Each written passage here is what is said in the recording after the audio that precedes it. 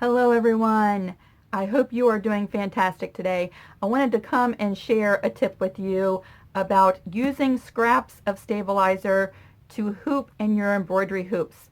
Now, I am working in the shop today. I wanted to just turn on the camera and film this video and not make a big, huge production out of it. So you might hear the heater turn on in the background because it is cold out here. And today is flight day at the Air Force Base, so we have some planes going on in the background, but I just wanted to make a quick video and share this tip with you as I am working on a t-shirt quilt. And on this t-shirt quilt, it is a bunch of t-shirts from a road trip that my parents went on, and in the border, I thought it would be really fun to embroider all of the highlights of their trip all the way around the quilt. And I'm going to show you a picture of where I'm at right now. And this is where I'm at. I've already done the larger 8.5-inch blocks that go at the top and bottom, and I'm getting ready to do the side border pieces. So I was getting ready to rehoop my maxi hoop. This is the maxi hoop from my Bernina B700, and I thought I'd share this tip. And so I don't want to take up a lot of your time today. But this tip works for smaller hoops as well. So like your 4x4 hoops, your 8x10 hoops. This tip works for all of the hoops that I have tried. And this is my largest one. And I've done it for my smaller little hoop that is about that big. So let's go ahead and get started. I just have this one here because I want to show you. You know, we're all the time cutting off pieces of stabilizer, and now this is Stable Stitch. It is a medium weight firm tearaway stabilizer, and you see all these little scraps because I not only use it with my embroidery hoops, I use little pieces like this when I am doing applique on my regular machine as well, and anytime I'm doing a satin stitch on my sit-down machine, I use tearaway stabilizer. And if I'm not using a coffee filter or phone book pages that tear away pretty easily, I am using this. And look, you get 100 sheets. It's 12 by 10, and this lasts me a good long time. But I'm always having little pieces like this from these smaller projects, and so this is a great way to use up some of your smaller pieces, just like this, in your hoops. See that? So I'm going to show you how I like to fuse my pieces together. Let's move these smaller pieces out of the way, and we're going to move this smaller hoop out of the way because I am embroidering with my maxi hoop today. Now you can see the size of this hoop is fairly large, and after about doing 2 years of embroidery, I'm going to show you a picture of all of these stabilizers that I've tried. Some of them I liked, some of them I didn't, and I've spent a small fortune on stabilizer trying to figure out what I like to use and what I don't like to use, and I've come to the conclusion that this is what I'm going to be buying. I've got this on Amazon. And like I said, it's 100 sheets. This is going to last me a good long time. And I buy cutaway in the 8x8 sheets. I'll put a link to this if you're interested in checking this out. It was about $12.99 for 100 sheets. And most of the time, I'm using one sheet at a time in this other hoop or a smaller hoop, or I'm using smaller pieces on my sit-down machine. So let me show you how I join two pieces together to use in my maxi hoop. Because I'm not spending any more money on a special roll of stabilizer just for this hoop, this is just going to sit on my shelf and take up space like all of those other rolls. Now you'll hear some airplanes in the background, and I do apologize for that. Let's move this out of the way for a second. But just like this, if I join two pieces right in the center, that will be large enough for my maxi hoop, leaving me plenty on the sides to hoop this. So we're going to fuse this right in the center, and I'm sure that you could use a glue stick, but today I'm going to show you how I use this glue wall. It's just an Elmer's strong formula glue to join my pieces, only because in my mind I feel like the wet glue is stronger. Maybe it's not. I am just a fan of the wet glue for stronger jobs. It might just all be in my mind, but I'm going to go ahead and put a good amount of glue right along this edge here, just like that. And we're going to overlap this by just a little bit. Now you can see this small little seam right down the middle. And before we fuse this, I'm just going to double check that I've got plenty of space, and I do. I'm going to take a scrap piece of fabric here. This is just a scrap piece of cotton fabric, and I'm going to protect my iron from getting any glue on it. And I have my iron set on a very high, the highest cotton setting, and we're going to dry that glue just like this. So let's say that I only use this pack of 100 pieces of stabilizer for this purpose. I would get 50 hoopings, which is a lot of hoopings for my maxi hoop for $12.99. Granted, I am going to make a little window and get about 8 hoopings out of this one sheet, so that saves my money even more. I'm going to put a little bit of steam on this to make sure it's good and dry. I'm sorry if it fogs up the camera. So just like that, it should be good and dry. And just like that, we now have, and of course it's stuck to my nice pretty new pressing board just a little. Just like that, we have a solid, larger piece of stabilizer that is nice and strong and ready to be used in my large hoop. So, what I'm going to do is pause the camera. I'm going to go ahead and hoop this, and I'm going to create, whoop, there goes my door with the wind. It might bang here in just a second. Yes, just like that. That's awesome. Right during my video.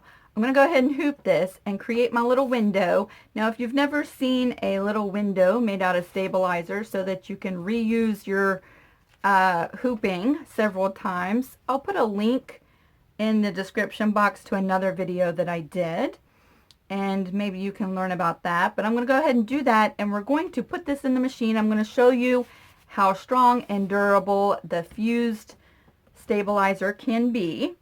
And it's not just for these large hoops. I would join several pieces together for your 4x4 hoops as well, so you can use up all of your small little scraps.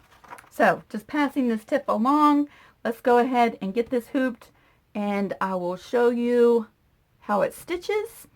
And then I have a little bit of mail that I want to share from you from my dear friend Jackie, who sent me some awesome fabric. So let's go ahead and move to the embroidery machine. All right, I have my 2 pieces joined in the center to create 1 piece of stabilizer. Hear that? It's nice and drum tight in my maxi hoop. I've added a few pieces of tape just to make sure that it's not going anywhere. It is nice and secure in the hoop. So I'm going to go create my little stabilizer window, and then we will stitch out one of the border pieces for this quilt, and I'll show you that even though I'm going to be cutting right through here to create a window, that this glue is going to hold these 2 pieces together, and this works really, really well. So let me go ahead and get busy doing that part. And we are back. you can see I've created my little window. To do this, I just put this into my machine and chose a basting stitch, and my embroidery design was centered inside the middle of the hoop, and it's going to be the same for all of the border pieces. And so I can create one window and be able to stitch out my 8 border pieces with this one hooping, which is awesome, and it saves a lot of money on stabilizer. Once I had my basting box, I found the center and marked my stabilizer on all 4 sides, and now I can center all of my border pieces. So I just wanted to show you, because today we're talking about how to join your stabilizer and fuse it so that it's nice and secure. I did cut through the center of this stabilizer. It is still nice and strong. You can hear that. And we're going to fuse a piece of stabilizer underneath. Look, I even joined 2 pieces so that I'd have a piece that's long enough. That is nice and strong. We're going to go ahead and use some glue stick. Now we'll use glue stick for this. I'm just going to put some all over this piece of stabilizer that we are putting on the back side of this hoop, like that. And now we can center that window right over top. Okay. Now there's a little bit of glue inside that window, which is going to hold my t-shirt piece. And I've already marked the center locations on this piece of t-shirt that I'm using as the border. So we can go ahead and line that up to all of my center marks. Just like that. I'm going to gently press that into place, and I'm going to add a little bit more glue on these end pieces, just like that. We're going to make sure this t-shirt does not shift around in this hoop. We want all the stitches nice and pretty. I'm going to add a little bit there. And I'm going to flip this up and add a little bit there. So just like that. I have black fuzzies from a black t-shirt that I used earlier. Such is the life of a quilter. Everywhere I go, I have strings stuck to my shirt, stuck to my jeans, my jacket.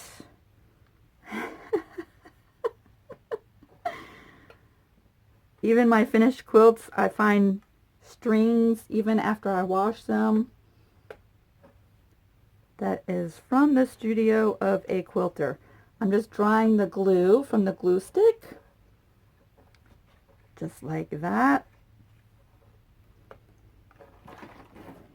And like that, we are ready to bring this to the machine. Listen, that is good and tight. That t-shirt's not going anywhere. I will probably put 2 pieces of painter's tape here and maybe a piece here and there just as a security measure.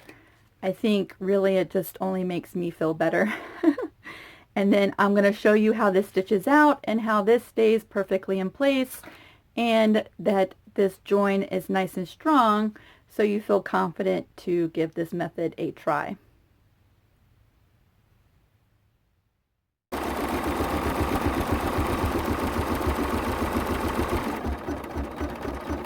And here we are stitching out the design. I went ahead and added some longer pieces of tape. What money I save in stabilizer, I spend in painter's tape, but seriously, not really. You could pin that into the stabilizer if you wanted to. I just have an abundance of painter's tape on hand, and I like using the painter's tape to make sure to hold everything in the hoop. But you can see there's no movement, and this is staying nice and strong. I'll be able to hoop this 8 times and finish up the border for this quilt today. Just so you can see, everything is staying nice and strong right there. And that's where we fuse the 2 pieces together. So I'm going to let this continue to stitch out. and show you some pretty fabric that Miss Jackie sent me. And here we are with all of these little treats from Jackie. Thank you so much, Jackie, for sending this to me. I absolutely love this. She sent me 2 little notes, and this fabric is from a quilt that she made, and I absolutely fell in love with this fabric while she was making her quilt. And she said she had about 4 yards left over, and so she sent me quite a huge little chunk of it. But look at all of this. How gorgeous would this be in a quilt, or I can see this going in several journals. It is just so pretty. I love all of these graphics. Yes, I fell in love with this while you were making your quilt. Thank you so much for sending this to me. It was well worth the wait. She said she's had this package for some time, and she had some surgery on her shoulder. I hope that you are getting back to feeling well and being able to sew, Miss Jackie. And she said, because I'm a purple girl, she sent me some sparklies and some purple fabrics and some coordinating fabrics to go with it. Look at that. Isn't that so pretty?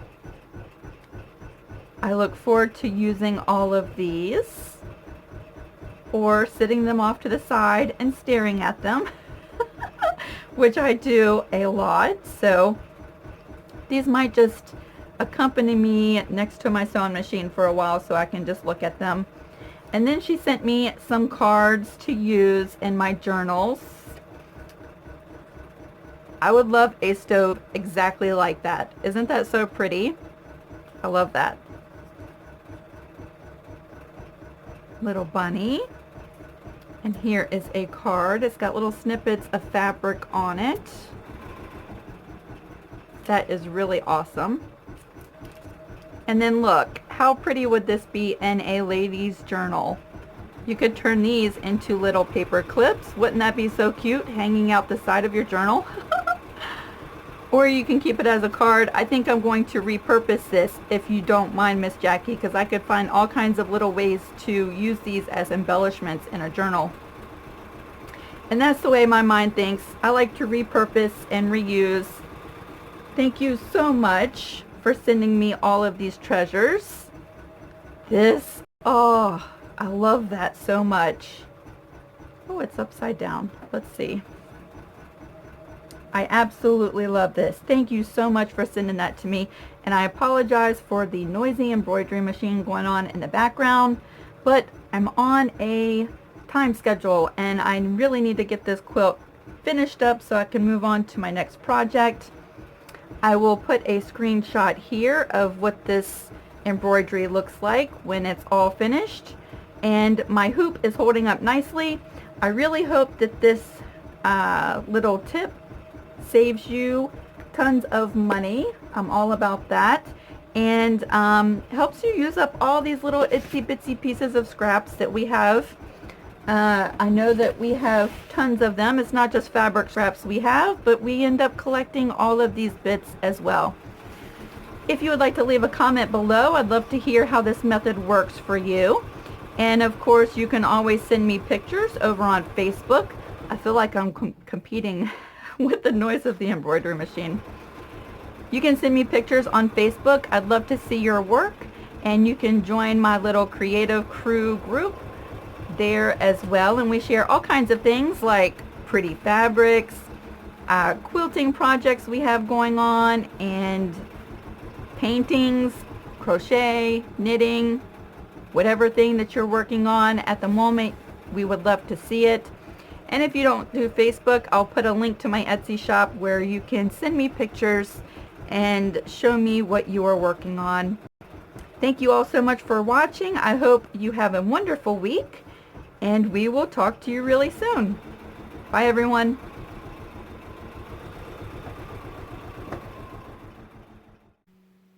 Before I go, I just wanted to show you this. It was my last piece that I embroidered today. I did all 8 side border pieces for the t-shirt quilt up there. with the same hooping that we hooped together. And so just to let you see the finished result, this is still bonded together. That's not going anywhere.